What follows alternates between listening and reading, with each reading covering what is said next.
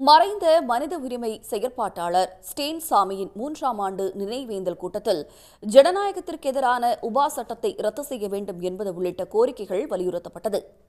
சென்னையில் ஸ்டேன் சாமியின் நினைவேந்தலை ஒட்டி உபா சட்டத்தை ரத்து செய்ய வேண்டும், பீமா குரேகான் வழக்கை திரும்பப் பெற வேண்டும், மனித உரிமை காப்பாளர்களுக்கான பாதுகாப்பு சட்டத்தை இயற்ற வேண்டும் என வலியுறுத்தி கருத்தரங்கம் நடைபெற்றது.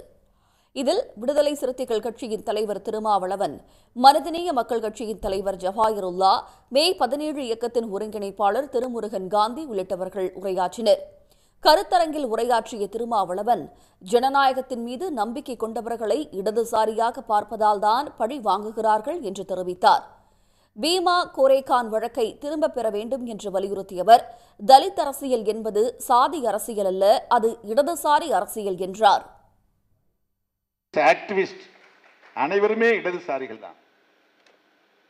அதனால்தானே ஸ்டான் சுவாமி அவர்கள் மீது இந்த ஒடுக்குமுறை. அவர் மனித உரிமைகளை பேசியதால் தானே. அவர் வேற எந்த கம்யூனிஸ்ட் கட்சியிலும் உறுப்பினர் இல்லையே.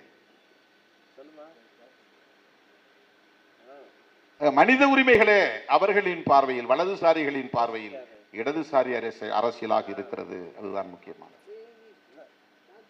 அருமை தோழர்களே, தலித் அரசியல் என்பதும் இடதுசாரி அரசியல் தான், சாதி அரசியல் அல்ல. கருத்தரங்கில் உரையாற்றிய மே 17 இயக்கத்தின் ஒருங்கிணைப்பாளர் திருமுருகன் காந்தி, மனித உரிமை காப்பாளர்களுக்கான பாதுகாப்பு சட்டத்தை இயற்ற வேண்டும் என்று வலியுறுத்தினார். பிரதமர் மோடி அரசாங்கம் உளவு பார்க்கும் வேலையை செய்து வருவதாக குற்றம் சாட்டியவர், ஸ்டேன் சாமியின் மொபைல் போனில் பெகாசஸ் மென்பொருளை பயன்படுத்தியதாக தெரிவித்தார். 83 வயது முதியவரும் பார்க்கின்சன் நோயால் பாதிக்கப்பட்டவருமான ஸ்டேன் சாமிக்கு சிறையில் ஒரு ஸ்ட்ரா தண்ணீர் கூட தரவில்லை என்று குற்றம் சாட்டினார்.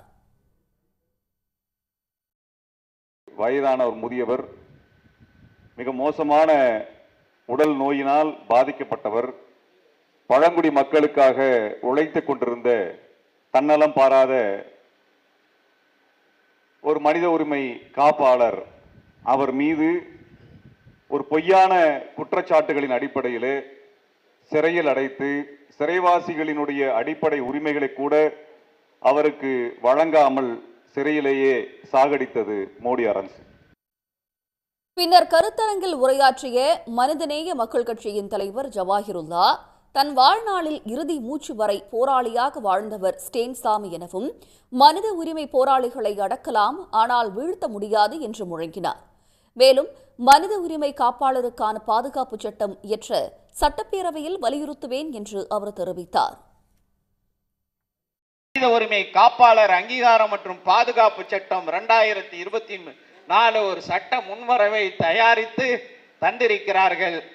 தமிழ்நாடு சட்டமன்ற பேரவையில் இது போன்ற ஒரு சட்டம் தமிழ்நாடு அரசு ஏற்றி, திராவிட முன்னேற்ற கழக அரசு ஏற்றி இந்தியாவுக்கே முன்மாதிரியாக இருக்க வேண்டும் என்ற கோரிக்கையை நிச்சயமாக மனிதநேய மக்கள் கட்சியின் சார்பாக வலியுறுத்துவேன் என்று சொல்லி இந்த நல்ல வாய்ப்புக்காக நன்றி தெரிவித்து விடைபெறுகிறேன்.